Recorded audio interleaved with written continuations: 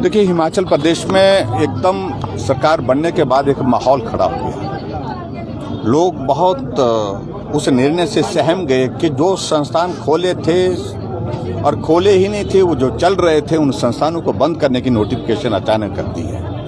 उसकी वजह जानना चाह रहे हैं, लेकिन मुख्यमंत्री समझा नहीं पा रहे हैं इस बात को। एक ही बात कहते हैं, बजट प्रावधान नहीं, बजट प्रावधान नहीं, बजट प्रावधान नहीं। 8 महीने से पीएससी चल रही है, डॉक्टर इलाज कर रहा है वहां पर। और ऐसे में मैं ये जरूर कहना चाह रहा हूं कि हिमाचल प्रदेश में जो भी संस्थान इस प्रकार से खोले हैं, मेहरबानी करके आप रिव्यू करो, और रिव्यू करने का अधिकार आपको है, लेकिन जो फंक्शनल हो चुके हैं इंस्टीट्यूशंस, उनको बंद नहीं करना चाहिए। और दूसरी बात, जिस प्रकार से हिमाचल प्रदेश में कांग्रेस सरकार ने कहा हम ये गारंटी को पूरा करेंगे, पहली कैबिनेट में पूरा करेंगे।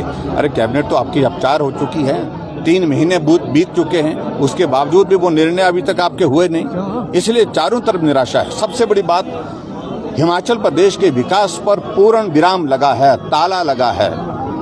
और इसलिए लोग कह रहे हैं कि ये सरकार लोकप्रिय नहीं, लोकप्रिय सरकार कह रहे हैं कि इनको तालाबंदी बहुत पसंद हो गई है। एक उनको जोश और जुनून इस कदर का हो गया है कि हर जगह ताला लगा दो। इंडस्ट्री में ताला लगा, स्कूलों में ताला लगा दिया, कॉलेज खुले थे वो ताला लगा दिया, हॉस्पिटल खुले तो वहाँ ताला लगा दिया, एसडीएम के दफ्तर खुले तो वहाँ ताला, बीडीओ के दफ्तर पे ताला। यानी कि संस्थान बंद करने का आज तक कभी भी इस प्रकार से हिमाचल प्रदेश में हुआ नहीं। और दूसरी ओर हंसी तो तब आती है, एक तरफ आप बंद कर रहे हैं, दूसरी तरफ श्रीमान जी जा रहे हैं। मैं डिग्री कॉलेज खोलने की घोषणा करता हूँ, मैं बीडीओ का ऑफिस यहाँ पर दे रहा हूँ, बीडीओ का दफ्तर वहाँ पर पालमपुर में जो बंद किया था उसको डिनोटिफाई किया था। अगर वो आपको बंद करना था, उसके बाद अब आपको खोलना क्यों पड़ रहा है, इसका कोई जवाब है? इसका मतलब है कि बिना दिमाग अप्लाई, जो माइंड अप्लाई किए बिना ही सारे निर्णय लिए गए। और ऐसे में जो निर्णय लिए गए हैं, जिससे हिमाचल प्रदेश के लाखों लोग सड़कों पर आए। सर, डे वन से विपक्ष हमलावर है इस बात को लेकर के, चाहे वो डिनोटिफाइड को लेकर के, लेकिन अभी तक सरकार पर कोई असर नहीं हो पाया है। देखिए, विपक्ष किस प्रकार से देखती है? देखिए, मैं इस बात को कह रहा हूँ कि असर इस कदर होगा जो लंबे समय तक याद रहेगा। और ऐसा असर होगा निश्चित रूप से, लोग चौक चौराहे पर जिस तरह से जोश के साथ आ गए हैं, इतना माहौल हमने कभी देखा नहीं कि 3 महीने के कार्यकाल में हो जाता है। लेकिन फिर भी उसके बावजूद रिव्यू करने के लिए हम उनको बोल रहे हैं कि आप रिव्यू करिए, और इस तरह से आप मत करिए। और मुझे लगता है कि अब कांग्रेस के भी बहुत सारे विधायकों ने उनको सलाह दी है कि मेहरबानी करके अब रुक जाइए। बजट सत्र भी सामने है सर, कैसा रहेगा, कि क्या हंगामेदार रहेगा, ये सारी चीजें? देखिए, इन सारी बातों को लेकर तो बात होगी, जवाब देना पड़ेगा, और हम चर्चा के लिए तैयार हैं, हर तरह की चर्चा के लिए तैयार हैं। और इतना मैं जरूर कहना चाहता हूं कि हिमाचल में मुझे लगता है कि ये पहला ऐसा बजट सत्र होगा जहां बजट सत्र में ही सरकार को जवाब देने में कठिनाई होगी। मुख्यमंत्री और कांग्रेस का कहना है कि भाजपा जो है वो सत्ता सुख से, वियोग से बाहर नहीं आ पा रही। देखिए, सत्ता सुख का कोई मतलब नहीं है, हम विपक्ष में बहुत आनंदित हैं, उसमें कोई इस प्रकार की बात नहीं है।